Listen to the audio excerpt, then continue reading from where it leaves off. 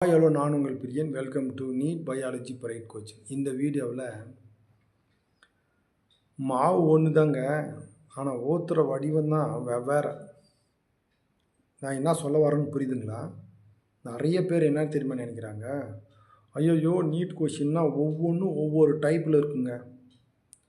நிறைய பேர் சொல்லுவாங்க, என் ஆஃபீஸில் ஒவ்வொருத்தரும் ஒவ்வொரு டைப்பு, ஸ்கூலில் சொல்லுவாங்க ஒவ்வொருத்தரும் ஒவ்வொரு டைப்பு, ஒவ்வொரு ஸ்டூடெண்ட்டும் ஒவ்வொரு டைப்பில் இருக்காங்க அப்படின்வாங்க. நல்லா பாருங்கள், நான் ஏற்கனவே சொல்லியிருக்கிறேன். டாபிக் என்ன, மாவு ஒன்று தான், ஊற்றுற வடிவம் தான் வேறன்னுவாங்க.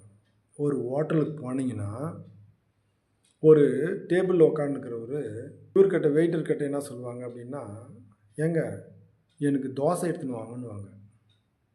இன்னொரு டேபிளில் இருக்கிறவர் என்ன தெரியுமா சொல்லுவாங்க, ஏங்க எனக்கு இட்லி எடுத்துன்னு வாங்கன்னு சொல்லுவாங்க. அதுக்கு பக்கத்தில் இருக்கக்கூடிய டேபிள் என்ன தெரியுமா சொல்லுவாங்க, எனக்கு ரவா தோசை வேணும்னு கேட்பாங்க. இன்னும் சிலர் என்ன கேட்பாங்க தெரியுமா, செட் தோசை வேணும்னு கேட்பாங்க. சில பேர் மசால் தோசை கேட்பாங்க. சில பேர் ஆனியன் தோசை கேட்பாங்க. நல்லா பாருங்கள், இது எல்லாத்துலேயும் தனித்தனி மாவில் வேறு ஏதாவது மிக்சிங்கில் போட்டு செய்கிறாங்களா? அதே அரிசி உளுத்தம் பருப்பு தானேங்க, ஒரே மாவு தான். 10 டேபிள் இருக்கிறவனுக்கும் அதை வெவ்வேறு வடிவத்தில் ஊற்றி கொடுக்குறாங்க. நல்லா பாருங்கள், சில பேர் சொல்லுவாங்க பெருமையாக, நானெல்லாம் இட்லியே சாப்பிட்றது இல்லைங்க, நான் தோசை தான் சாப்பிட்றது. சில பேர் என்ன சொல்லுவாங்க, எனக்கு இட்லி தோசைலாம் பிடிக்காதுங்க, எனக்கு எப்போவுமே ரவா தோசை தான், அதில் ரவா கலந்தால் தான் எனக்கு பிடிக்கும். அது என்னவோ புது வெரைட்டி மாதிரியே கேட்பாங்க. நீட் ஸ்டூடெண்ட்டு அதே மாதிரி தாங்க. சப்ஜெக்ட் ஒன்று தாங்க, சிலபஸ் ஒன்று தாங்க, கண்டென்ட் ஒன்று தாங்க. அவன் கேட்குற கொஷினு தாங்க அதில் கொஞ்சம் மாற்றி கேட்குறான். இப்போ எப்படிங்க இட்லிக்கு ஊற்றக்கூடிய மாவை ரவுண்டாக ஊற்றுனா தோசை, அந்த தோசையில் ஆனியன் போட்டால் ஆனியன் தோசை, அதில் ரவை போட்டால் ரவா தோசை, அதில் உருளைக்கிழங்கு வச்சிட்டோம்னா அது மசாலா தோசை. ஒரே ஒரு மாவு தான், ஊற்றுற வடிவம் தான் வேறு. அதுதான் மை டியர் ஸ்டூடெண்ட்ஸ், நான் சொல்லக்கூடியது உங்களுக்கு என்னன்னா, நீங்கள் ஏன் அதை பற்றி கவலைப்படுறீங்க? அதை தான் நான் சொல்லிக்கிறேன். டெஸ்ட் எழுதும் போது நான் நிறைய தடவை சொல்லுவேன், டெஸ்ட்டை எழுதாதீங்க, அதை சால்வ் பண்ணி பாருங்கள். எப்போவுமே பிரச்சனையாக பேசினே இருந்தானா முடியாது. பிரச்சனைக்கு என்ன சொல்யூஷன்னு கண்டுபிடிக்கணும். அப்போது படிக்கும் போது எப்படி படிக்கணும், நம்ம சால்வ் பண்ணி படிக்கணும். இந்த கொஷினுக்கு இந்த ஆன்சர் வருதா, ஏன் வருது, ஏன் இந்த ஆன்சர் வரக்கூடாது, அது ஏன் இந்த ஆப்ஷனுக்கு எனக்கு போச்சு, சரி இந்த மாதிரி கேட்டான்னா இந்த ஆன்சரு வேறு மாதிரி டைப்பில் கேட்பானா அப்படின்ற மாதிரி. எப்படிங்க, இந்த தடவை ஒரு கொஷின் கேட்டான்னா அதே சுற்றி தான் வேறு ஒரு வடிவத்தில் வந்து நிற்கும். நல்லா புரிஞ்சுக்குங்க. நீங்கள் நல்லா எடுத்து போய் பாருங்கள். நான் மாவு ஒன்று தான், ஊற்றுற வடிவம் தான் வேறன்னு சொன்னேன் இல்லையா, அதே மாதிரி தான் இருக்கும். நீங்கள் பாருங்கள், ஒரு சிலபஸ் எடுத்துங்க. சிலபஸில் தான் என்ன பண்ணால் ஒரு யூனிட்டுக்கு 5 கொஷினு 10 கொஷின் கேட்பாங்கள்ல. இந்த வருஷத்தினுடைய 5 கொஷின் 10 கொஷினை எடுத்துக்கோங்க. போன வருஷம் கேட்டிருக்கக்கூடிய அந்த 10 கொஷினை எடுத்துக்கோங்க. அதுக்கு முந்தின வருஷம் கேட்டக்கூடிய ஒரு 10 கொஷினை கேட்டிங்கன்னா ஒரே டாப்பிக்கு ஒரே கொஷினை தான் மாற்றி கேட்டுப்பாங்க. அங்கே இட்லியாக தோசையாக ஊற்றிப்பாங்க, தோசையை செட் தோசையாக ஊற்றிப்பாங்க, அங்கே மசால் தோசையை ஊற்றிப்பாங்க. சில வார்த்தைகள் மட்டும் மிக்ஸ் ஆகும்.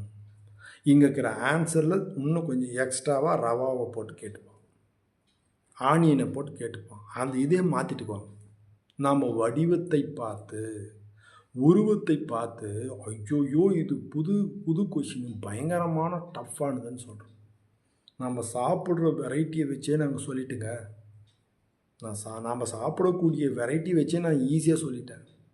மாவு ஒன்று தான், சப்ஜெக்ட் ஒன்று தான், சிலபஸ் ஒன்று தான், கண்டென்ட் ஒன்று தான், அதில் இருக்கிறது தான் கொஷின் கேட்பான். அதை மாற்றி மாற்றி வார்த்தைகளை போட்டு கேட்பான்.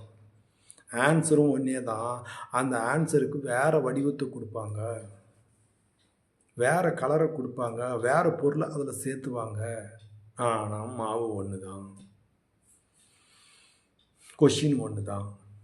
நீங்கள் ஒரு 3 வருஷம் இல்லை 4 வருஷத்தை நீங்கள் என்னடா இப்படி சொல்கிறாங்கன்னு கேட்குறீங்களே, ஒரு 4 வருஷம் கொஷின் பேப்பரை ஒவ்வொரு டாப்பிக்கில் ஒவ்வொரு சிலபஸில் கேட்டுப்பாங்களே, அந்த கொஷின் எல்லாம் அடுக்குங்க. இந்த வருஷம் கேட்டு இருக்கக்கூடிய கொஷின் எல்லாம் அடுக்குங்க. அந்த வார்த்தைகள் மட்டும்தான் மாறிக்கும்.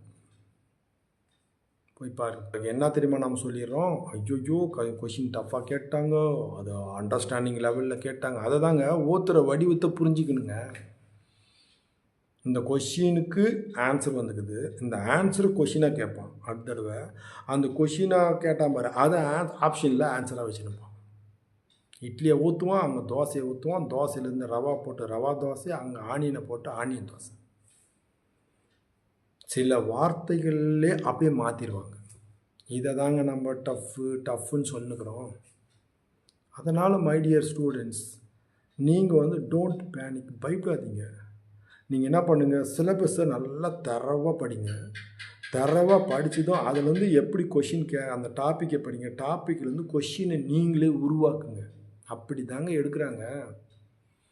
நான் ஏற்கனவே எப்படி கொஷின் எடுக்கிறாங்கன்னு சொல்லியிருக்கிறேன். எப்படி எடுக்கிறாங்க, எந்த பேட்டர்னா, அங்கே ஒரு ஜீனியஸ் எல்லாம் ப்ரொஃபஸருங்க வந்துடுறாங்களா, அவங்க கிட்ட போய் நீங்கள் இதுவரையில் கேட்ட கொஷினை கேட்காதீங்க. 95% புதுசாக உங்களுக்கு என்ன க்ரியேட்டிவிட்டியாக தோணுதோ அந்த மாதிரி கேளுங்கண்ணா. அதுதான் புதுசாக ஊற்றுறது.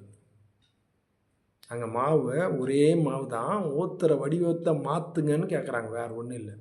அதை தான் நம்ம என்ன சொல்கிறோம், ஐயோ கஷ்டமாக கேட்டுறாங்க. அவங்க புக்கு ஒன்று தான், சிலபஸ் ஒன்று தான், கண்டென்ட் ஒன்று தான், ஊற்றுற வடிவத்தை மாற்றுறாங்க. அதை நம்ம புரிஞ்சுக்கினா போதும். அதனால் ஒரு டாப்பிக்கை நீங்களே கொஷின் எடுத்து பழகுங்கன்றேன். ஒரு டாபிக் எடுங்க, இந்த கொஷினை இப்படி கேட்பாங்களா, அப்படி கேட்பாங்களா, இதுக்கு ஆன்சர் வருமா, ஆன்சரை கொஷினை போடுங்க, இல்லைன்னா கொஷினை ஆன்சரை போடுங்க. இதில் எப்படியெல்லாம் கேட்பாங்க, இது எப்படியெல்லாம் கேட்க மாட்டாங்க, இப்படி கேட்டால் எப்படி எழுதலாம் அப்படின்றத நீங்கள் வெரைட்டியாக நீங்களே ஊற்றி பழகும்போது அதில் தான் அப்படி தான் கேட்பாங்க. அதனால் மை டியர் நீட் ஸ்டூடெண்ட்ஸ், நீங்கள் ப்ரிப்பேர் பண்ணும்போது நீங்கள் என்ன பண்ணணும், மிக்ஸ் பண்ணி நீங்களே கொஷினாக கேட்டு பாருங்கள், எழுதி பாருங்கள், சால்வ் பண்ணி பாருங்கள். டிஃப்ரெண்ட் டைப்பில் கொஷினை நீங்கள் ஹேண்டில் பண்ணும்போது உங்களுக்கு எப்படி கேட்டாலும் நீங்கள் ஈஸியாக எழுதலாங்க. இதுதாங்க அதனுடைய சூட்சமே. அதுதாங்க மாவு ஒன்று தான் சொன்னது. நீட் எக்ஸாமில் மாவு ஒன்று தான், ஊத்துற வடிவம் தான் வேறன்றது. நீங்கள் நான் சொன்னதை டெஸ்ட் பண்ணிவிட்டு கமெண்டில் கூட நீங்கள் சொன்னதெல்லாம் தப்புன்னு சொல்லுங்களேன்.